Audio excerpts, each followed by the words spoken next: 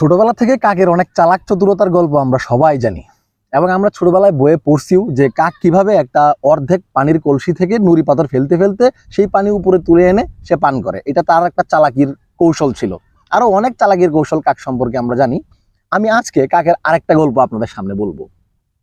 কাক মাঝে মাঝে কি করে, বিভিন্ন পিঁপড়ার বাসা যেখানে আছে সেখানে গিয়ে একটু নাচাকুদা করে। কেন?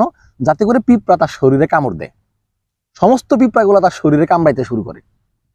এটা বাহ্যিকভাবে আপনার মনে হইতে পারে, বা আপনি যদি অন্যান্য পাখিদের আওয়াজ বুঝতেন বা কথা বুঝতেন, তাহলে কাকের আশপাশে যেসব পাখি আছে তাদের কথা যদি আপনি বুঝতেন, তাহলে আপনি নিশ্চিত শুনতে পারতেন যে ওই পাখিগুলা বলতেছে যে হালাই তো পাগল হয়ে গেছে, ও করে কি, বা নিজের পায়ে নিজে কুড়াল মারতেছে, এমন মনে হইতেছে না? এমনটা আপনি শুনতে পারতেন। কিন্তু কাক এই কাজটা কেন করে? পিঁপড়ার কামড়ে ফর্মিক অ্যাসিড থাকে, যেটা কাক তার শরীরে কামড় লাগানোর কারণে তার শরীরে যেসব প্রাকৃতিক রোগ জীবাণু আছে সেইগুলা সে ধ্বংস করে ফেলে একটা প্রাকৃতিক কৌশলের মাধ্যমে। এবং কত বড় ঝামেলা বা বিপদ থেকে, তার শরীরের রোগ জীবাণু থেকে সে বাঁচতেছে কিভাবে? পিঁপড়ার কামড় খায়া। যে বাহ্যিকভাবে যেটা দেখলে আপনার মনে হবে এটা তো পাগলামি ছাড়া কিছু না, অন্যান্য পাখিদের কথা কিন্তু শুনলে আপনি বুঝতে পারতেন।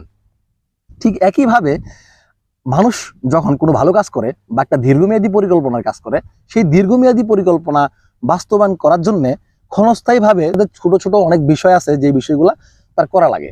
এবং অনেক কাজ করতে গিয়া বাহ্যিকভাবে মনে হয় যে সেই কাজগুলা তার নিজের পায়ে কুড়াল মারা বা বাঁশ দেওয়া ছাড়া আর কিচ্ছু না। এটা অন্য মানুষের মতামত হইতে পারে, কিন্তু আপনার পরিকল্পনা যদি আপনার মাথায় থাকে যে আমার এই কাজের ধারা আমার কি লাভ হবে বা পরবর্তীতে আমি কি সুবিধা পাবো, সেটা তো কেবলমাত্র আপনি জানেন, যেটা অন্য কারো জানা না। এবং সেইটা না জানার কারণে আপনার সম্পর্কে অনেক বিরূপ মতামত সে প্রকাশ করে, যেটা আপনাকে ডিমোটিভেট করতে পারে বা ডিমোটিভেট অনেক সময় করে। কিন্তু আপনার লক্ষ্যের দিকে ঠিক থাকতে হবে, ওই কাকের মতো।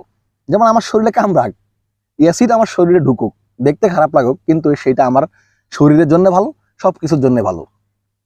একইভাবে আমরাও আমাদের দীর্ঘমেয়াদী পরিকল্পনার জন্য বর্তমানে যা করতেছি সেটা আরেকজনের চোখে ভালো নাও লাগতে পারে।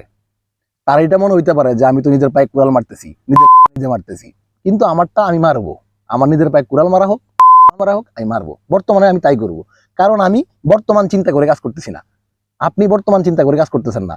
আমাদের চিন্তা যেহেতু সুদূর প্রসারী থাকবে, সেই ক্ষেত্রে বড় অনেক কাজ করতে গেলে ছোট অনেক কাজই করা লাগে।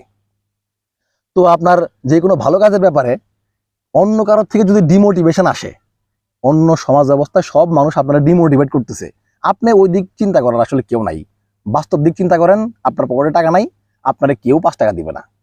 আপনি একটা কাজ শুরু করেন, সেই কাজের মতো বিরোধ মতামত, পক্ষ বিপক্ষ, বহুত কিসিমের মানুষজন আপনার সামনে এসে দাঁড়াবে, আপনারা অনেক মতামত দেওয়ার চেষ্টা করবে, কিন্তু সেইগুলো আপনি আমার শোনা উচিত না। এক কান দিয়ে ঢুকবেন, এক কান দিয়ে বের করবেন। আল্লাহ 2 কান দিচ্ছে কিন্তু অনেক সময় কাজ করার জন্য, এক কান দিয়ে ঢুকানোর জন্য, এক কান দিয়ে বের করার জন্য।